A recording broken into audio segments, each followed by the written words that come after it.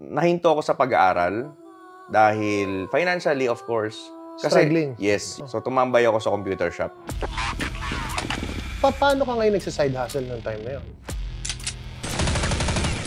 Pustahan ng Counter-Strike.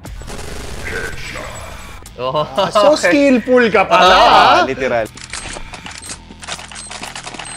Naging Philippine team ako noong 2003, 2004, 2005 sa World Cyber Games.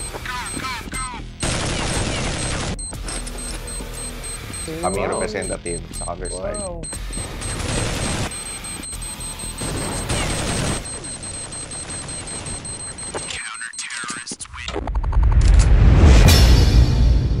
But if I will have an option that time, I will choose to study. And finish school. Kasi mas maganda yung may pinangahawakan ka, parang worst comes to worst, you're still... May safety blanket Yeah, ka. meron ka pa rin safety net o secured ka pa rin.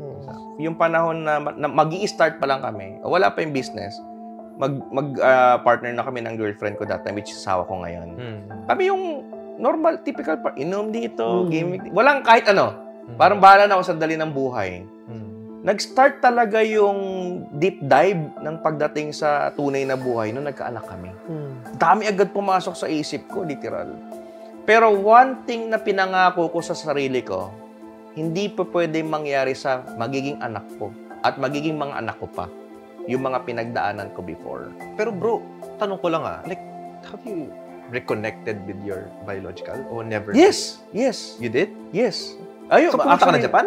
Hindi. Oh, paano Yun yung matinding storya, pare. Matindi tong story yung sasabihin ko sa inyo. Fast forward. So, nag-MLM na ako. Naging top performer ako sa company that time. Yung pangalan ko, pare, nasa pader. Kenichi Enda. May lumapit sa akin, hindi ko kilala. Sabi niya, kilala mo si Kazuo Enda? Kinilabutan ako agad. Sabi ko, tatay ko yan. Siyempre, unang nasa isip ko, Ma'am, meron ba kayong contact? Baka meron kayong pwedeng makakausap or kakilala. Sabi niya, wala na akong contact ng tatay. Tagal na ako talent niya eh. Pero meron akong kilalang Hapon na possible kilala tatay mo.